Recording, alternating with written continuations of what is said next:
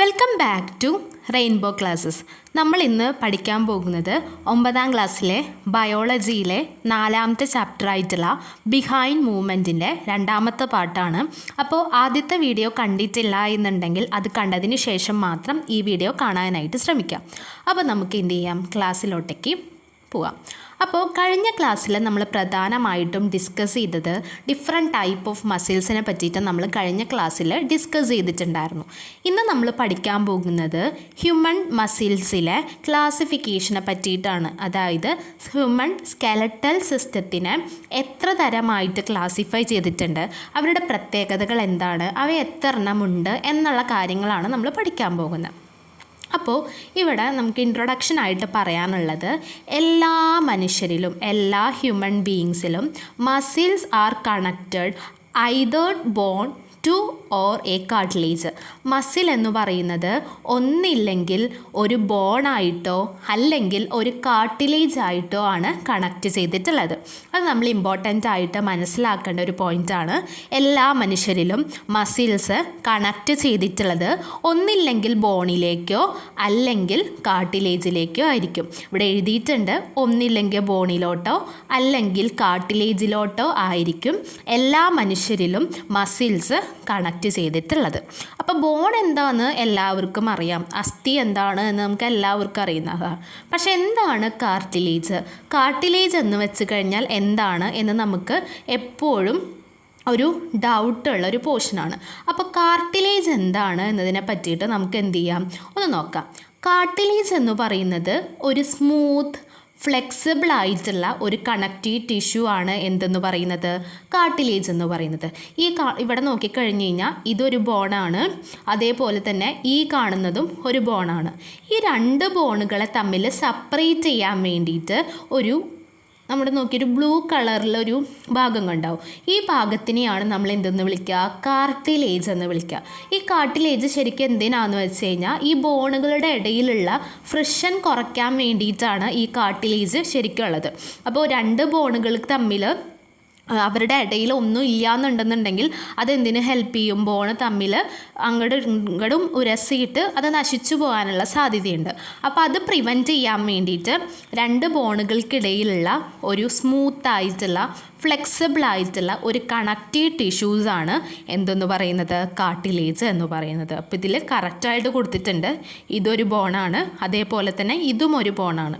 ഈ രണ്ട് ബോണുകളുടെയും ഇടയിൽ രണ്ട് ബോൺസിനെ സെപ്പറേറ്റ് ചെയ്യാൻ വേണ്ടി കാണുന്ന ഒരു ഭാഗമാണ് ഈ കാണിച്ചിട്ടുള്ള കാർട്ടിലേജ് എന്ന് പറയുന്നത്. അപ്പോൾ അത് മനസ്സിലായെന്ന് വിചാരിക്കുന്നു. ഓക്കെ, അപ്പോൾ ഇതാണ് പറയുന്നത് ഹ്യൂമൻ ബീയിങ്സ്, മനുഷ്യരിലെല്ലാം തന്നെ മസിൽസ് ഒന്നില്ലെങ്കിൽ ബോണിലോട്ടേക്കോ അല്ലെങ്കിൽ കാർട്ടിലേജിലേക്കോ ആയിരിക്കും എന്ത് ചെയ്തിട്ടുണ്ടാവുക, കണക്റ്റ് ചെയ്തിട്ട് ഉണ്ടാവുക.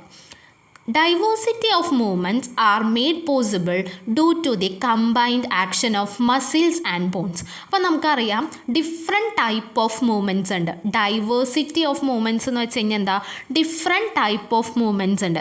ഈ different type of movements possible ആകുന്നത്, സാധ്യമാകുന്നത് എങ്ങനെയാണ്, മസിൽസിൻ്റെയും അതേപോലെ തന്നെ ബോൺസിൻ്റെയും ഇതിൻ്റെ രണ്ടിൻ്റെയും കമ്പൈൻഡ് ആക്ഷൻ വഴിയാണ്. ഇത് രണ്ടും ഒരുമിച്ച് പ്രവർത്തിച്ചിട്ടാണ് ഡിഫറെൻറ്റ് ടൈപ്പായിട്ടുള്ള മൂവ്മെൻറ്റ്സ് നമുക്ക് എന്ത് ചെയ്യുന്നത്, പോസിബിൾ ആകുന്നത് എന്നാണ് പറയുന്നത്.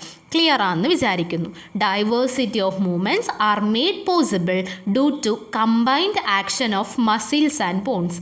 മസിൽസിൻ്റെയും ബോൺസിൻ്റെയും കമ്പൈൻഡ് ആയിട്ടുള്ള ആക്ഷൻ വഴിയാണ് ഡിഫറെൻ്റ് ആയിട്ടുള്ള വൈവിധ്യമാർന്ന മൂവ്മെൻറ്റ്സ് നമുക്ക് പോസിബിൾ ആകുന്നത്. ക്ലിയർ അല്ലേ?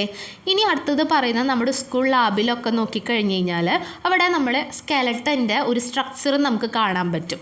ആ സ്കെലട്ടൻ സ്ട്രക്ചർ നോക്കിയിട്ട് നമ്മുടെ ഹ്യൂമൻ സ്കെലട്ടൻ സിസ്റ്റത്തിന് 2 ഡിവിഷനായിട്ട് പ്രധാനമായിട്ടും ക്ലാസിഫൈ ചെയ്തിട്ടുണ്ട്.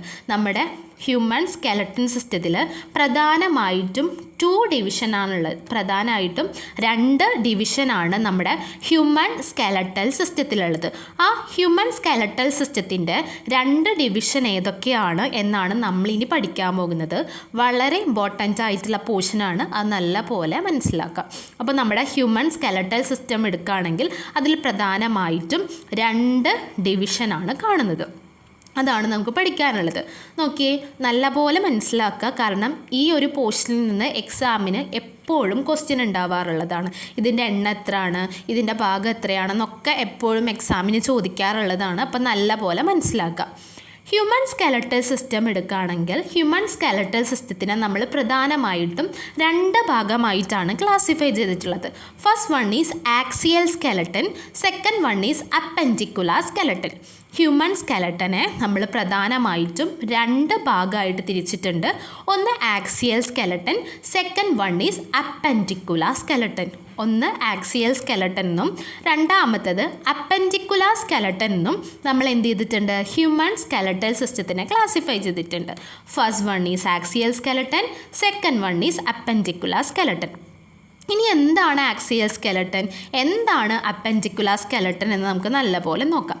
ആക്സിയൽ സ്കെലട്ടൻ എന്ന് പറയുമ്പോൾ നമ്മുടെ സെൻട്രൽ ആക്സിസ്, നമ്മുടെ ബോഡിയുടെ സെൻട്രൽ ആക്സിസിൽ കാണപ്പെടുന്ന ബോൺസിനെയാണ് നമ്മൾ എന്തെന്ന് വിളിക്കുക, ആക്സിയൽ സ്കെലട്ടൻ എന്നതുകൊണ്ട് ഉദ്ദേശിക്കുന്നത്.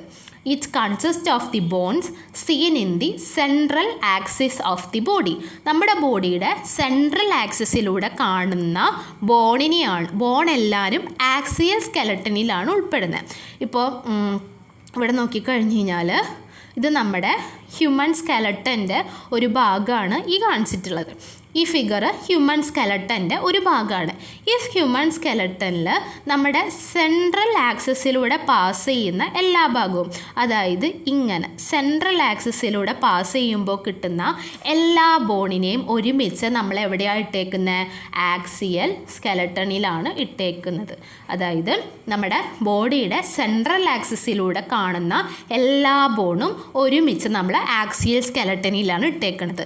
അതിലേതൊക്കെ വരും, സ്കല്ല് വരും, സ്റ്റേണം വരും, റിബ്സ് വരും, വെർട്ടിപ്പിൾ കോളം വരും. സ്കള്ളെന്ന് വെച്ച് കഴിഞ്ഞാൽ എന്താ, നമ്മുടെ തലയോട്ടീനെയാണ് നമ്മൾ സ്കള്ളെന്ന് ഉദ്ദേശിക്കുന്നത്. ആ സ്കള്ള് ആക്സിയൽ സ്കെലട്ടനിൽ വരുന്നതാണ്. അതേപോലെ തന്നെ സ്റ്റേണം എന്ന് പറഞ്ഞു കഴിഞ്ഞാൽ നമ്മുടെ കൂമ്പെന്നൊക്കെ പറയും നമ്മുടെ നാട്ടിലൊക്കെ. ഇവിടെ നോക്കിക്കഴിഞ്ഞ് കഴിഞ്ഞാൽ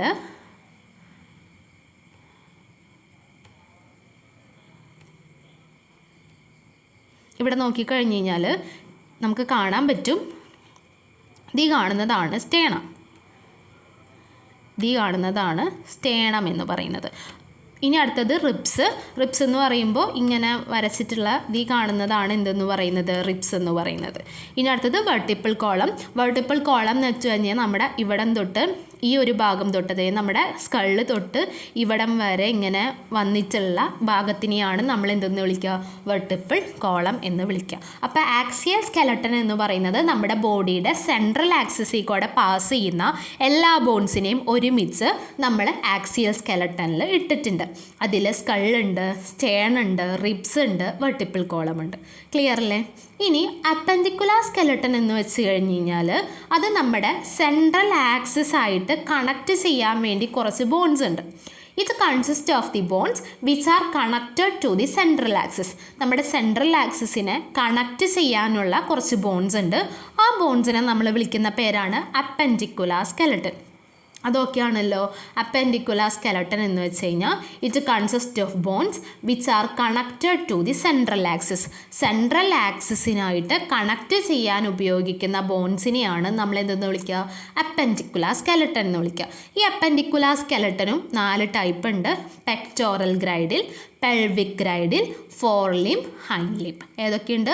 പെക്ടോറൽ ഗ്രൈഡിലുണ്ട്, പെൽവിക് ഗ്രൈഡിലുണ്ട്, ഫോർ ലിം ഉണ്ട്, ഹൈൻഡ് ലിം ഉണ്ട്. ഇത് ഓരോന്നും നമുക്ക് എന്ത് ചെയ്യാം, എത്ര എണ്ണം ഉണ്ട് എന്ന് നമുക്ക് എന്ത് ചെയ്യാം, കൃത്യമായിട്ട് പഠിക്കാം. ഫോർ ലിംസ് എന്ന് പറഞ്ഞു കഴിഞ്ഞാൽ നമ്മുടെ കൈകളാണ് ഉദ്ദേശിക്കുന്നത്. ഹൈൻഡ് ലിംബ് എന്ന് പറഞ്ഞു കഴിഞ്ഞാൽ നമ്മുടെ കാലുകളാണ് ഉദ്ദേശിക്കുന്നത്. ഇത് ഓരോന്നും കൃത്യമായിട്ട് പഠിക്കണം. ഇനി ഇത് ഓരോന്നും എത്ര എണ്ണം ഉണ്ട് എന്ന് എന്ത് ചെയ്യാം, നമുക്ക് പഠിക്കാം. ഓക്കെ, അപ്പോൾ ഇത് ഓരോന്നും എത്രയുണ്ടെന്നാണ് നമ്മളിവിടെ പഠിക്കാൻ പോകുന്നത്. അപ്പോൾ ഇത് ഓരോന്നും എത്രയുണ്ടെന്നാണ് നമ്മൾ പഠിക്കാൻ പോകുന്നത്. ഇവിടെ നമുക്ക് നോക്കിക്കഴിഞ്ഞ് കഴിഞ്ഞാൽ മനസ്സിലാവും. അപ്പോൾ നമ്മുടെ സ്കള്ള് നോക്കുകയാണെന്നുണ്ടെങ്കിൽ സ്കള്ള് 29 ബോൺസ് വെച്ചിട്ടാണ് ഉണ്ടാക്കിയിട്ടുള്ളത്. സ്റ്റേണം 1, റിബ്സ് 24 എണ്ണം വെച്ചിട്ട്, വെർട്ടിപ്പിൾ കോളം എന്ത് ചെയ്തിട്ടുള്ളത് 26 ബോൺസ് വെച്ചിട്ടാണ് ഉണ്ടാക്കിയിട്ടുള്ളത്. പെക്ടോറൽ ഗ്രൈഡിൽ നോക്കുകയാണെങ്കിൽ, അതായത് നമ്മുടെ അപ്പൻഡിക്കുലാർ സ്കെലട്ടനിൽ വരുന്ന 4 ബോൺസ് ആണ് pectoral girdle, pelvic girdle, fore limb and hind limb. അതിൽ പെക്ടോറൽ ഗ്രൈഡിൽ എന്ന് പറയുന്നത് 4 എണ്ണം, പെൽവിക് ഗ്രൈഡിൽ എന്ന് പറയുന്നത് 2 എണ്ണം, ഫോർ ലിംബ് എന്ന് പറയുന്നത് 60 എണ്ണം. അതായത് നമുക്ക് 2 കൈയാണുള്ളത്, ഓരോ കൈയിലും 30 എണ്ണം വെച്ച്, അങ്ങനെ 2 കൈയിലും കൂടി 60 എണ്ണം. അതേപോലെ തന്നെ ഹൈൻഡ് ലിംബ് എന്ന് പറയുമ്പോൾ കാലിലുള്ളത്, കാലിൽ 2 കാല്, അപ്പോൾ ഓരോ കാലിലും കൂടി 30 വെച്ച് 60 എണ്ണമാണ് ഉള്ളത്. ഇനി നിങ്ങൾക്കൊരു ഡൗട്ട് ഉണ്ടാവും, വെർട്ടിപ്പിൾ കോളം എങ്ങനെയാണ് വരാമെന്ന്. ഈ റെഡ് കളറിൽ കാണിച്ചിരിക്കുന്നതാണ് നമ്മുടെ വെർട്ടിപ്പിൾ കോളം എന്ന് പറയുന്നത്. ഏകദേശം നമ്മുടെ സ്കള്ളിൽ നിന്ന് താഴെ തൊട്ട് ഇവിടം വരെയുള്ള ഭാഗത്തിനെയാണ് നമ്മൾ എന്തെന്ന് വിളിക്കുക, വെർട്ടിപ്പിൾ കോളം എന്ന് വിളിക്കുക. ആ വെർട്ടിപ്പിൾ കോളം ഏകദേശം 26 എണ്ണം ഉണ്ട്. അത് നല്ലപോലെ മനസ്സിലാക്കി വയ്ക്കാം. ഓക്കെ, അപ്പോൾ ക്ലിയർ ആണെന്ന് വിശ്വസിക്കുന്നു. ഓക്കെ, അപ്പോൾ അത് ക്ലിയർ ആണെന്ന് വിചാരിക്കുന്നു. അപ്പോൾ നമുക്ക് ടെക്സ്റ്റ് ബുക്കിൽ കൊടുത്തിട്ടുള്ള കുറച്ച് ക്വസ്റ്റ്യൻസ് ആണ് ഇവിടെ തന്നിട്ടുള്ളത്. 2 ഡിവിഷൻ ഓഫ് ഹ്യൂമൻ സ്കെലട്ടനിൽ വരുന്ന 2 ഡിവിഷൻ, ആക്സിയൽ സ്കെലട്ടനും അപ്പൻഡിക്കുലാർ സ്കെലട്ടനും. അതേപോലെ തന്നെ ടോട്ടൽ നമ്പർ ഓഫ് ബോൺസിൻ്റെ കേസ് നമ്മൾ പറയാം. അതായത് നമ്മുടെ ബോൺസിൽ നോക്കുകയാണെങ്കിൽ നമ്മുടെ ഹ്യൂമൻ ബോൺസ് ഏകദേശം 206 ടൈപ്പ് ഓഫ് ബോൺസ് ആണ് ഉള്ളത്. നമുക്ക് 206 ബോൺസ് ആണ് നമുക്കുള്ളത്. അതേപോലെ തന്നെ ആക്സിയൽ സ്കെലട്ടൻ എത്ര നമ്പർ ഉണ്ട്, അപ്പൻഡിക്കുലാർ സ്കെലട്ടൻ എത്ര നമ്പർ ഉണ്ട് എന്നൊക്കെ നമ്മൾ എന്ത് ചെയ്തിട്ടുണ്ട്, വളരെ കൃത്യമായിട്ട് പഠിച്ചിട്ടുണ്ട്. ഇനി നമുക്ക് ടെക്സ്റ്റ് ബുക്കിൽ ഈ സൈഡിൽ ഒരു ക്വസ്റ്റ്യൻ തന്നിട്ടുണ്ട്. Is the number of bones same in children and adult? ചിൽഡ്രനിലും അഡൽട്ടിലും, കുട്ടികളിലും പ്രായപൂർത്തിയായവരിലും ഒരേ നമ്പർ ഓഫ് ബോൺസ് ആയിരിക്കുമോ ഉണ്ടാവാന്ന് ചോദിച്ചിട്ടുണ്ട്. What is the reason, find out. അങ്ങനെയാണെന്നുണ്ടെങ്കിൽ എന്താണ് റീസൺസ്, അത് കണ്ടുപിടിക്കാനാണ് ചോദിച്ചിട്ടുള്ളത്. അപ്പോൾ എന്താ തോന്നുന്നത്, ഒരിക്കലും ചിൽഡ്രൻസിനും അഡൽട്ട്സിലും ഒരേ നമ്പർ ഓഫ് ബോൺസ് ആയിരിക്കില്ല ഉണ്ടാവുക. അവർക്കൊരിക്കലും ഒരേ നമ്പർ ഓഫ് ബോൺസ് ആയിരിക്കില്ല ഉണ്ടാവുക. ചിൽഡ്രൻസിലുള്ള അതേ നമ്പർ ആയിരിക്കില്ല അഡൽറ്റിലുണ്ടാവുക. No, the number of bones is not the same in children and adult. ചിൽഡ്രനിലും അഡൽറ്റിലും നമ്പർ ഓഫ് ബോൺസ് സെയിം ആയിരിക്കില്ല. അതെന്തുകൊണ്ടാണ് റീസൺസ് എന്ന് വെച്ച് കഴിഞ്ഞാൽ, വളർന്ന് വലുതാകുമ്പോൾ ഈ ബോൺസ് എന്ത് ചെയ്യുന്നുണ്ട്, ഒരുമിച്ച് കൂടിച്ചേരുന്നുണ്ട്, ബോൺസ് ജോയിൻ ചെയ്യുന്നുണ്ട്. അതുകൊണ്ട് നമ്മുടെ കാര്യം നോക്കുകയാണെന്നുണ്ടെങ്കിൽ നമ്മുടെ അഡൽട്ട്സിൽ ചിൽഡ്രൻസിനേക്കാളും കുറവ് എന്ത് മാത്രമേ ഉണ്ടാവുള്ളൂ, ബോൺസ് മാത്രമാണ് ഉണ്ടാവുന്നത്. അപ്പോൾ ഓക്കെ, ക്ലിയർ ആണെന്ന് വിചാരിക്കുന്നു. അപ്പോൾ നിങ്ങൾക്ക് ടെക്സ്റ്റ് ബുക്കിൽ ചോദിച്ചേക്കുന്ന ഒരു ക്വസ്റ്റ്യൻ ആണ്. അപ്പോൾ അതെന്ത് ചെയ്യുക, നല്ലപോലെ മനസ്സിലാക്കിയിട്ട് പഠിക്കാം. ഓക്കെ, ഇനി നമുക്ക് അടുത്തത് ഡിസ്കസ് ചെയ്യാനുള്ളത് എന്താണെന്ന് വെച്ച് കഴിഞ്ഞാൽ സ്ട്രക്ചർ ഓഫ് ബോൺസ് ആണ്. നമ്മുടെ ബോൺസിൻ്റെ സ്കെലട്ടൽ സ്ട്രക്ചർ, അതായത് നമ്മുടെ ബോൺസിൻ്റെ സ്ട്രക്ചറാണ് നമുക്ക് പഠിക്കാനുള്ളത്. ഇതാണ് നമ്മുടെ ബോണിൻ്റെ സ്ട്രക്ചർ എന്ന് പറയുന്നത്. ഇപ്പോൾ നമ്മുടെ ഒരു ബോണാണ്, ഈ കാണിച്ചിട്ടുള്ളത് നമ്മുടെ ബോണാണ്. ഈ ബോണിൻ്റെയും നമ്മൾ ക്രോസ് സെക്ഷൻ എടുത്തിട്ട് നമ്മൾ നോക്കിക്കഴിഞ്ഞ് കഴിഞ്ഞാൽ അതിൻ്റെ സ്ട്രക്ചറാണ് നമ്മൾ എന്ത് ചെയ്തിട്ടുള്ളത്, ഇവിടെ കാണിച്ചിട്ടുള്ളത്. അപ്പോൾ ഇവിടെ നമുക്ക് നോക്കിക്കഴിഞ്ഞാൽ ഒരു പെരിയോസ്റ്റിയം എന്ന് പറയുന്ന ഒരു ലെയർ കാണുന്നുണ്ട്. അതേപോലെ തന്നെ ഇവിടെ ഒരുപാട് ബ്ലഡ് വെസൽസും കാണുന്നുണ്ട്. അപ്പോൾ നമുക്ക് നോക്കിക്കഴിഞ്ഞാൽ മനസ്സിലാവും, bone constitute 80% of the human body weight. നമ്മുടെ ഹ്യൂമണിൻ്റെ ബോഡി വെയ്റ്റിലെ ഏകദേശം 18% എന്താണ്, നമ്മുടെ ബോണാണ്. അത് വളരെ കൃത്യമായിട്ട് പഠിച്ചു വയ്ക്കുക. 80% ഓഫ് ഹ്യൂമൻ ബോഡി വെയ്റ്റ്, നമ്മുടെ ഹ്യൂമൻ ബോഡി വെയ്റ്റിൻ്റെ 18% എന്താണെന്നാണ് പറയുന്നത്, ബോണാണ്. അപ്പോൾ നമുക്ക് എല്ലാവർക്കും അറിയാം എന്തിനാണ് നമ്മുടെ ശരീരത്തിൽ ബോൺ എന്ന് പറയുന്നത്, നമുക്കൊരു സ്ട്രക്ചർ നൽകുക, അതേപോലെ തന്നെ നമുക്കൊരു സപ്പോർട്ട് നൽകുക, അതേപോലെ തന്നെ നമ്മുടെ ബോഡിക്ക് പ്രൊട്ടക്ഷൻ കൊടുക്കുക. ഇതൊക്കെയാണ് നമ്മുടെ ബോണിൻ്റെ എന്തെന്ന് പറയുന്നത്, ഫങ്ഷൻ എന്ന് പറയുന്നത്. അപ്പോൾ bones provide structure, support and protection to the body. ഇനി നെക്സ്റ്റ് പാർട്ട് ഭയങ്കര ഇമ്പോർട്ടൻ്റ് ആയിട്ടുള്ള പോർഷനാണ് periosteum. Periosteum is a membrane that cover each bone. ഓരോ ബോണിനെയും കവർ ചെയ്തിട്ട് ഒരു മെംബ്രെയിൻ ഉണ്ട്.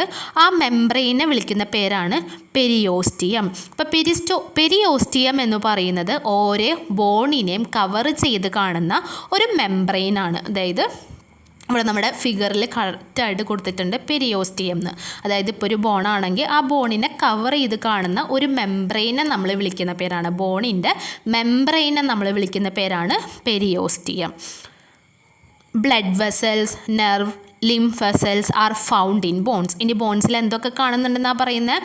ബ്ലഡ് വെസൽസ് കാണുന്നുണ്ട്, നെർവ്സ് കാണുന്നുണ്ട്, അതേപോലെ തന്നെ ലിംഫ് വെസൽസും എന്ത് ചെയ്യുന്നുണ്ട്? നമ്മുടെ ബോൺസിൽ കാണുന്നുണ്ട്. ബ്ലഡ് വെസൽസ് കാണുന്നുണ്ട്, നെർവ്സ് കാണുന്നുണ്ട്, ലിംഫ് വെസൽസ് കാണുന്നുണ്ട്. ഇതൊക്കെ നമ്മുടെ ബോണിൽ കാണുന്നതാണ്. അപ്പോൾ എല്ലാവർക്കും ഒരു ഡൗട്ട് ഉണ്ടാവും, എന്താണ് ഈ ലിംഫ് വെസൽസ്? ബ്ലഡ് വെസൽസ് എന്താണെന്ന് മനസ്സിലായി. ബോണിന് അതിൻ്റെ ന്യൂട്രിയൻസും കാര്യങ്ങളൊക്കെ കിട്ടാൻ വേണ്ടിയിട്ടായിരിക്കും ബ്ലഡ് വെസൽസ് ഉണ്ടാവുക. നെർവ്സ് എന്താണെന്ന് മനസ്സിലായി, കാരണം നമ്മുടെ ബോൺസ് കനക്കാനും ഒക്കെ സന്ദേശങ്ങളൊക്കെ കൊടുക്കുന്നത് നെർവ്സ് ആയിരിക്കും. അപ്പോൾ എന്തിനാണ് ഈ ലിംഫ് വെസൽസ് എന്തിനായിരിക്കും എന്നാണോ നിങ്ങളുടെ ഡൗട്ട് ഉണ്ടാവുക. അപ്പോൾ ലിംഫ് വെസൽസ് എന്ന് പറഞ്ഞു കഴിഞ്ഞാൽ, ലിംഫ് വെസൽസ് എന്ന് വെച്ച് കഴിഞ്ഞാൽ അതൊരു ട്യൂബാണ് ദാറ്റ് ക്യാരി ലിംഫ്. ലിംഫ് എന്ന് പറയുന്ന ഒരു ഫ്ലൂയിഡിനെ ക്യാരി ചെയ്യുന്ന ഒരു ട്യൂബാണ് നമ്മുടെ ലിംഫ് വെസൽസ് എന്ന് പറയുന്നത്. ഇത് ബോണിൽ എന്തിനാണെന്ന് വെച്ച് കഴിഞ്ഞ് കഴിഞ്ഞാൽ, എന്തെങ്കിലും വേസ്റ്റോ അല്ലെങ്കിൽ എന്തെങ്കിലും വേസ്റ്റോ ഒക്കെ ഉണ്ടെന്നുണ്ടെങ്കിൽ അതിനെ റിമൂവ് ചെയ്യാൻ വേണ്ടിയിട്ടുള്ളതാണ് ഈ ലിംഫ് വെസൽസ് ബോണിലുള്ളത്. അപ്പോൾ ഈ വേസ്റ്റിനെ റിമൂവ് ചെയ്യുന്നതോടുകൂടി നമ്മുടെ ബോണിനെ ഭയങ്കര ഹെൽത്തി ആയിട്ട് വെക്കാനായിട്ട് ഈ ലിംഫ് വെസൽസ് ഹെൽപ്പ് ചെയ്യുന്നുണ്ട്. ഓക്കെ, ക്ലിയർ ആണെന്ന് വിചാരിക്കുന്നു. അപ്പോൾ നമ്മുടെ ബോണിൽ ബ്ലഡ് വെസൽസ് ഉണ്ട്, നെർവ്സ് ഉണ്ട്, ലിംഫ് വെസൽസ് ഉണ്ട്.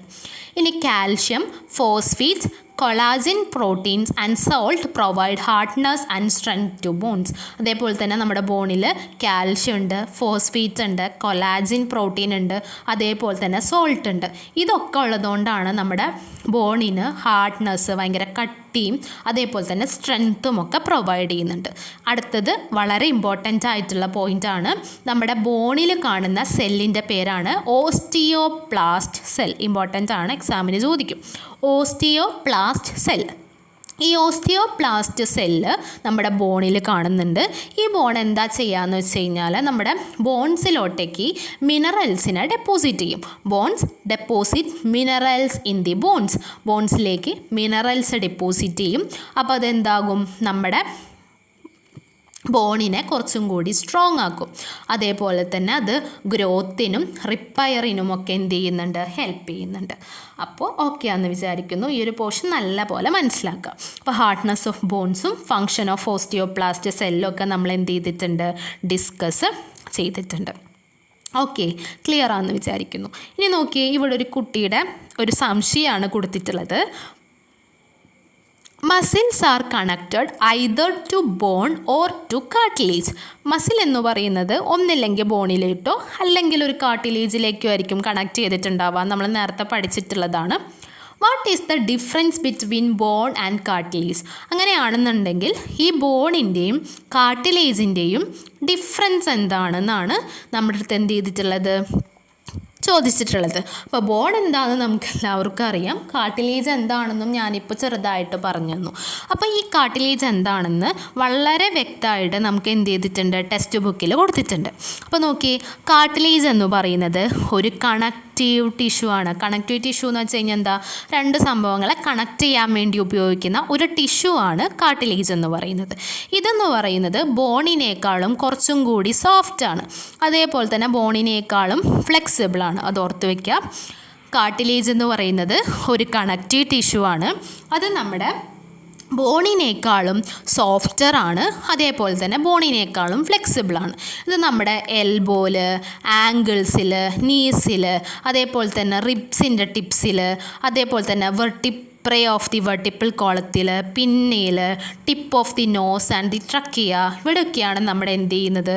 നമ്മുടെ കാർട്ടിലേജ് കാണുന്നത്. ഇനി എന്തിനാണ് ഈ കാർട്ടിലേജ് നമ്മുടെ ബോൺസിൽ? നമ്മൾ പറഞ്ഞു രണ്ട് ബോൺസിൻ്റെ ഗ്യാപ്പിലൊക്കെ എന്ത് ചെയ്യുന്നുണ്ട്? ഈ കാർട്ടിലേജ് കാണുന്നുണ്ടെന്ന് പറഞ്ഞു. അപ്പോൾ എന്തിനാണ് ഈ കാർട്ടിലേജ് നമ്മുടെ ബോൺസിൻ്റെ ടിപ്പിൽ പ്രസൻ്റ് ആയിട്ടിരിക്കുന്നത്? എന്തിനാണെന്ന് വെച്ച് കഴിഞ്ഞാൽ ഈ ജോയിൻസിൻ്റെ ഇടയിലുള്ള ഫ്രിക്ഷൻ കുറയ്ക്കാൻ വേണ്ടിയിട്ട്, reduce friction in the joints. ജോയിൻസിൻ്റെ ഇടയിലുള്ള ഫ്രിക്ഷൻ കുറയ്ക്കാൻ വേണ്ടിയിട്ടാണ് അതുള്ളത്. ഇനി നോക്കിക്കഴിഞ്ഞാൽ നമ്മൾ ബോൺസിൻ്റെ കാര്യം നോക്കിയപ്പോൾ നമുക്ക് മനസ്സിലായി ബോൺസിൽ ബ്ലഡ് വെസൽസ് ഉണ്ട്, നെർവ്സ് ഉണ്ട്, ലിംഫ് വെസൽസ് ഒക്കെ ഉണ്ടെന്ന് നമ്മൾ ബോൺസിൻ്റെ കാര്യത്തിൽ പഠിച്ചു. പക്ഷേ ഇവിടെ എന്തില്ല, ബ്ലഡ് വെസൽസോ നെർവ്സോ അതൊന്നും ഇവിടെ കാണുന്നില്ല. അപ്പോൾ നമ്മുടെ കാർട്ടിലേജിൽ അത് രണ്ടും എന്താണ്, ആബ്സെൻ്റ് ആണ്. അപ്പോൾ due to absence of blood vessels their growth is lower than rest of the cells. അപ്പോൾ ഇവിടെ എന്തില്ല, ബ്ലഡ് വെസൽസ് ഇല്ലല്ലോ. ബ്ലഡ് വെസൽസ് ഇല്ലാത്തത് കൊണ്ട് തന്നെ അവരുടെ വളർച്ച, അവരുടെ ഗ്രോത്ത് എന്ന് പറയുന്നത് ബാക്കിയുള്ള സെല്ലിനേക്കാളും എന്തായിരിക്കും, വളരെ പതുക്കെ ആയിരിക്കും. ഓക്കെ, അപ്പോൾ ക്ലിയർ ആണെന്ന് വിചാരിക്കുന്നു. അപ്പോൾ ഇതിൽ കുട്ടി പറഞ്ഞിട്ടുള്ളത് എന്താ പറഞ്ഞിട്ടുള്ളത്, ബോണും കാർട്ടിലേജും തമ്മിലുള്ള ഡിഫറൻസ് എന്താണെന്ന് ചോദിച്ചിട്ടുണ്ട്. അപ്പോൾ അത് തമ്മിലുള്ള ഡിഫറൻസ് എന്താണെന്ന് ഞാൻ ഒരു ടേബിൾ പോലെ ഇവിടെ കൊടുത്തിട്ടുണ്ട്. ആ ടേബിൾ എന്ത് ചെയ്യാം, നമുക്ക് ഒന്ന് നോക്കാം. ഇവിടെ നോക്കിക്കഴിഞ്ഞാൽ നമുക്ക് മനസ്സിലാവും ഇവിടെ ഫീച്ചേഴ്സ് എഴുതിയിട്ടുണ്ട്. ഇവിടെ ബോണ്, ഇവിടെ കാർട്ടിലേജ്. ഇവിടെ നോക്കിക്കഴിഞ്ഞ് കഴിഞ്ഞാൽ നേച്ചർ, ബോണിൻ്റെ നേച്ചർ എങ്ങനെയാണ്, ഹാർഡാണ്, റിജിഡാണ്, ഭയങ്കര ഹാർഡായിട്ടുള്ളതാണ്, കട്ടിയുള്ളതാണ്. പക്ഷേ കാർട്ടിലേജ് എന്ന് പറയുന്നത് കുറച്ച് സോഫ്റ്റാണ്, കുറച്ച് ഫ്ലെക്സിബിളാണ്. ഇനി ഇതിലെ സെല്ല്, ബോണിൽ കാണുന്ന സെൽസിനെയാണ് ഓസ്റ്റിയോസൈറ്റ് എന്ന് വിളിക്കുക, നമ്മൾ പഠിച്ചതാണ്. കാർട്ടിലേജിൽ കാണുന്ന സെൽസാണ് കോൺട്രോസൈറ്റ് എന്നാണ് കാർട്ടിലേജിൽ കാണുന്ന സെൽസിനെ നമ്മൾ വിളിക്കുക. ഇതിൻ്റെ മാട്രിക്സ് നോക്കിക്കഴിഞ്ഞാൽ അത് ഹാർഡാണ്, അതേപോലെ തന്നെ കാൽഷ്യം സോൾട്ട് കൊണ്ടാണ് ഇതിൻ്റെ മാട്രിക്സ് ഉണ്ടാക്കിയിട്ടുള്ളത്. പക്ഷേ കാർട്ടിലേജിൽ കാണിക്കുകയാണെങ്കിൽ ഫ്രിമ്മാണ്, അതേപോലെ തന്നെ ഇലാസ്റ്റിക് ആണ്. ഇത് മാട്രിക്സ് എന്താണെന്ന് വലിയ കാര്യമായിട്ട് നോക്കിയില്ലെങ്കിലും കുഴപ്പമില്ല, ബാക്കിയുള്ള പോയിൻറ്റ്സ് നോക്കിയാൽ മതി. ബ്ലഡ് വെസൽസ് നമുക്കറിയാം ബോണിൽ പ്രസൻ്റ് ആണ്, കാർട്ടിലേജിൽ ആബ്സെൻ്റ് ആണ്. ലിംഫ് വെസൽസ് ബോണിൽ പ്രസൻ്റ് ആണ്, കാർട്ടിലേജിൽ ആബ്സെൻ്റ് ആണ്. നെർവ്സ് ബോണിൽ പ്രസൻ്റ് ആണ്, കാർട്ടിലേജിൽ എന്താണ്, ആബ്സെൻ്റ് ആണ്. അപ്പോൾ ഇത്രയും പോർഷന് നിങ്ങൾ എന്ത് ചെയ്യുക, ഒരു ടേബിളായിട്ടോ അങ്ങനെ എന്തെങ്കിലുമൊക്കെ ആയിട്ട് നിങ്ങൾ എന്ത് ചെയ്യുക, പഠിച്ചു വയ്ക്കുക.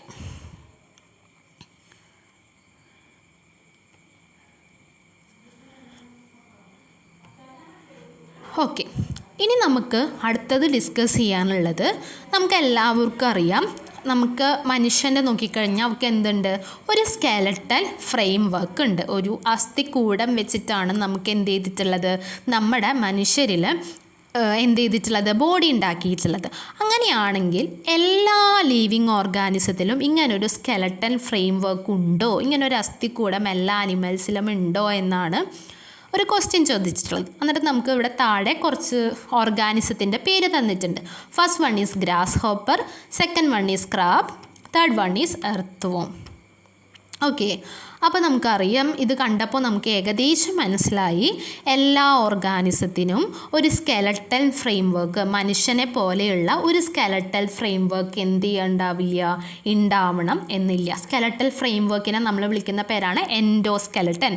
അപ്പോൾ എല്ലാ ഓർഗാനിസത്തിനും നമ്മുടെ മനുഷ്യൻ്റെ പോലെ ഒരു സ്കെലട്ടൽ ഫ്രെയിം വർക്ക് ഉണ്ടാവണമെന്ന് ഇല്ല. അപ്പോൾ ഓരോ ഓർഗാനിസത്തിലും സ്കെലട്ടൽ ഫ്രെയിം വർക്ക് എന്തായിരിക്കും, ഡിഫറെൻ്റ് ആയിരിക്കും. അതിനെ പറ്റിയിട്ട് നമുക്ക് എന്ത് ചെയ്യാം, നെക്സ്റ്റ് ക്ലാസ്സിൽ ഡിസ്കസ് ചെയ്യാം. ഹൈഡ്രോസ്കെലട്ടൻ, എക്സോസ്കെലട്ടൻ, എൻഡോസ്കെലട്ടൻ എന്നൊക്കെ പറഞ്ഞിട്ട് നമുക്ക് ഡിഫറെൻറ്റ് സ്കെലട്ടൽ ഫ്രെയിം വർക്കിനെ പറ്റിയിട്ട് പഠിക്കാനുണ്ട്. അപ്പോൾ അതിനെ പറ്റിയിട്ട് നമുക്ക് അടുത്ത ക്ലാസ്സിൽ ഡിസ്കസ് ചെയ്യാം. ഓക്കെ, അപ്പോൾ ചാനൽ ഇഷ്ടമാവുകയാണെങ്കിൽ ചാനൽ സബ്സ്ക്രൈബ് ചെയ്യുക, ലൈക്ക് ചെയ്യുക, അഭിപ്രായങ്ങൾ കമൻറ്റായി രേഖപ്പെടുത്താൻ. Thank you.